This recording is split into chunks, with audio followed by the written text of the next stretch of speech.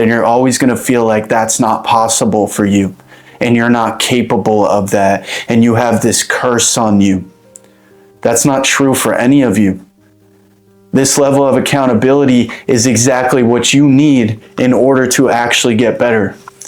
It's not the substances, it's not the pills that the therapist gives you.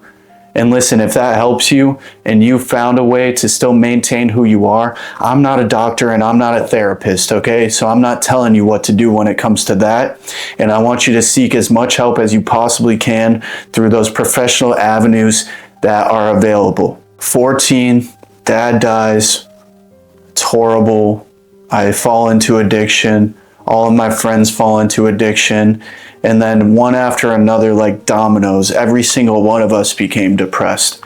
And because we were using so many substances, we became extremely anxious, extremely paranoid, to the point where some of my friends literally went schizophrenic from how much substances they were doing. Do you know how much of something you have to do and how often you have to do it to provoke a permanent mental disorder within yourself? That's the level that we were operating on. And since all of us were doing it, nobody questioned it. And since we were all doing it, the next man standing next to you only enabled you to do more things that hurt you and made you more depressed. And we tried to be there for each other and we tried to be each other's therapists, but it doesn't work. Because you cannot heal others from existing wounds. You cannot operate from existing wounds. So many people want to go through things and have real things going on in their head, but they just try to push forward, especially a lot of men. They think, oh, I'm just going to keep pushing forward, and then when I get the money and I get the status, then people will respect me. If you don't ever respect yourself first, nobody's going to respect you. And that status and that money and that car and that house, it's not going to do shit for you. It's just going to make you realize that you feel the same as you always felt all along. It's just going to further make you realize that everything you've ever been chasing in your entire life has been a complete lie. And all of the things that you are fed, all the hookup culture and the drinking and the partying that's glorified and everybody acts like it's so fun. That thing that you chase, being accepted by other people, living through the lens of being validated by everybody else. You're going to realize in that moment that your entire life has been a lie. And while you thought you were so in control and you were so strong for pushing through and keep taking steps forward, even though when you laid your head to rest every night, you knew you were fucked up, you're going to realize that you wasted your life being the character that people told you to be. You wasted your entire life seeking validation from other people. You spent your entire life being a slave to people's opinions of you. And you'll never be able to get any of it back. So take this as an opportunity to change your life forever by actually acknowledging what's real, by actually getting the help that you need, by actually finding purpose and doing what's uncomfortable and doing the shit that you quite frankly don't want to do. The best thing you can do right now is the thing that you think of and you go, oh, that's so hard, that's so difficult, I don't want to do that. That's exactly why you should do it. When something seems difficult and it's something you don't want to do because you don't want to have discipline and you don't want to be uncomfortable, that's the exact reason why you should do it. Because that's what builds fortitude. This comfort that you're chasing, this comfort in your sadness that you're chasing is never going to work. And you know it. See, it takes me to say it, but deep down, even if you're mad at what I'm saying right now, even if you feel angry at what I'm saying right now, you know I'm right. You know, every time you go out and you party, you're not doing it because you want to have fun. Deep down, subconsciously, whether you realize it or not, you're doing it because you don't like your real thoughts. You don't like your real life. You don't like who you are. And that's why you drink so much. That's why you smoke so much. And I'm not laughing because I think it's funny. I'm laughing because This is what I once had to tell myself, and I was just like you. And I would make every excuse in the book to keep doing the things that I knew were just making it worse, that everybody else was pointing out to me. I remember my brother would tell me exactly how to get out of my situation. He would tell me every step I needed to take. And you know what I did? I would cuss him out because he was forcing me to look at myself for the first time without the filter that I put, without this image of who I thought I was. And every time he forced me to realize that a lot of it was really my fault, and a lot of it was based on how I reacted to the situations that me and him both went through, is the reason I was in that situation in the first place, I would get angry at him. I would be in denial. I would cuss him out. I would tell him that he's attacking me and he's my brother, so he should be trying to support me. And I realized later down the line, years later, that that's exactly what he was doing. See, it's not the people that always console you and tell you, oh no, you're not doing anything wrong. Just one more drink. Like, it's fine to have a night out once in a while. Well, you go out every night and you drink every night and you're dependent on these substances and you're literally a walking zombie. So if you have a friend and they're telling you that it's okay, that you're destroying your life, that's not your friend. And if a friend of yours has the balls to actually tell you the truth, that's the number one indicator that they actually care about you. And so that's what you need to realize too. All of these people validating you and telling you that you are cursed, and telling you that you are unlucky, and telling you that you do have an incurable disease, and there's something so wrong with you that you'll never get past it, those people don't care if you grow or not. And those people are just as delusional as you are right now because you're living through the lens of depression. And listen, I'm being very upfront. I'm giving you the harsh truth that you need to know. But I'm telling you, this is the most loving conversation that you're ever going to have with somebody. I'm not doing this because I got out of it and now I'm on some moral high ground and think, oh, I'm too good for this. How can people be stuck in this? I'm doing it because I felt how you felt to the magnitude that you feel it. And I thought there was something really wrong with me for a long time. And I got out of all of it. I haven't been depressed in years. I haven't been addicted to anything in years. I gave up all of my bad vices. I cut off all of my bad friends. So a lot of you are going to go and say, oh, well, what does this guy have the right to talk about this? I did what was necessary to get out of it. I did the work. I made the sacrifices that a lot of you aren't making right now that are actually going to make you happy. So I need you to just put your ego aside for a second. Don't cling to the fact that you don't know me and I'm a stranger on the internet, and realize that I'm spitting cold hard facts at you right now. So now these are the steps that you need to take to fix this. After you've taken real accountability, after you finally see your life for what it truly is, and you start living through gratitude on the fact that you woke up that day, the fact that the birds are chirping outside, the fact that you have a roof over your head, the fact that you get to eat every day, and you stop focusing on the things that have happened to you and the fact that people don't care about you the way that you care about them and all of these things that are just going to make you feel worse, then you need to find purpose in your life. You need to find something to where when you wake up in the morning, you know exactly what you want to do and you're excited to do it. So how do you find that purpose? You find that purpose by understanding that the only way to find it is trying and failing. By going out there, embarrassing yourself, making a fool of yourself, trying anything and everything that you think can possibly align with who you truly are until you find that one thing that speaks to your soul. And that's why I'm sitting here right now doing this for you. That's why I make videos for you, because this is my purpose.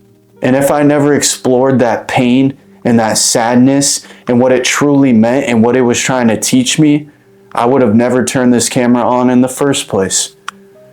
But all of that pain that you see as a punishment and I used to see as a punishment and I thought was a curse was the very thing that led me to doing what I love the most and has given me more fulfillment than anything else in my life. And I thank God for that humbly. I surrender all of my achievements, all of the things that I have accomplished since I beat depression to God Himself. Find whatever it means to you, some spiritual guidance within your life. I didn't grow up religious. I didn't grow up in the church. Quite frankly, I used to make fun of people that were religious, saying, oh, how could you be so stupid? How could you believe in something imaginary? And then God was the very person that saved my life, saved me from myself. And I didn't seek it. Nobody brought me to church one day. I was just on a walk one day and I walked by a church. I heard the music. It sounded beautiful. So I peeked in. A guy invited me in and I felt peace that I never felt before. And even somebody that didn't grow up in church, didn't grow up religious, I knew within that moment when I sat down and I was uncomfortable every second of the day for 7+ years. But now I feel this overwhelming peace, like something was wrapping its arms around me within an instant. I knew that it wasn't from this world. And I know what you're going to say, oh, spiritual psychosis, religious psychosis. You can say whatever you want. God is real, God is living, and God completely changed my life. Without God, I would be absolutely nothing. I'd probably be on the street or in jail right now, the way my life was going. I would be an absolute nobody who hurts everybody in his life, lives through cowardice, and just clings to his shortcomings. The same guy I was for those 7 years. So I'm not trying to conform anybody here, but I'm just telling you to have an open mind and give it a chance, because it gave me the answers I was looking for. It gave me the strength and the wisdom to be able to extract a lesson from every hard thing that's ever happened in my life. My life has not gotten any easier. My life has not dipped down in shortcomings since that time, from the time I was super depressed and was thinking about taking my life and all of these things, right? My life is no different when it comes to adversity. But now I understand that it is benefiting me because I know how to look at it, extract the lesson, and leave it alone. I know how to not seek closure in every single situation. I know how to do what's uncomfortable, and I know how to do what I don't want to do exactly when I don't want to do it. I know that the keys to my life are not what I thought it was before. Oh, what makes me comfortable? What makes me feel safe? I chase that uncomfortable feeling now. I chase what challenges my mind, what challenges my body physically. Anything that will force me to grow is the catalyst to everything that I do in my life now. I seek out that uncomfortable feeling. And now when it comes, I don't sit there and pity myself and see it as a punishment. I get excited because I know that something good is coming. Prepare for war in times of peace. Build yourself up. Put that care into yourself that you've given away to everybody else your entire life, so that you had no energy left for yourself, no compassion left for yourself, no love left for yourself, and just put it into you for the first time. Just put energy into yourself. Put that same amount of love into yourself that you put into everybody else, and I promise your life is going to change. Stop doing what is comfortable and only what you want to do. Do what you don't want to do too, and watch your life change very quickly. Once I made this shift, 7 years of depression, every day, saw no way out. Within 6 months of truly facing the music, truly facing the pain, truly taking accountability, and doing what makes me uncomfortable, I did not have depression anymore. And like I said, my life hasn't got any easier. I've had equally traumatizing things happen since then. But now I realize that I have a decision of how I react to it. To not embrace it and see depression as my friend anymore, but to look at it in its face and say, you don't have power over me anymore. And that's the shift. I'm in control now. I'm in control of my mind. I'm in control of my circumstances. And anything that I don't control, I surrender on to God. So nothing is left in question. I don't have to put reason behind everything. And I can actually live my life consciously instead of constantly distracting myself with substances just to feel anything, just to feel something. Now, I can look out the window and see a bird on a tree, and that is enough to make me happy. I could wake up every day, realize that it is a gift that I woke up, and be happy enough about that to where no matter what happens that day, no matter what I'm going through, it's still not enough to drag me down.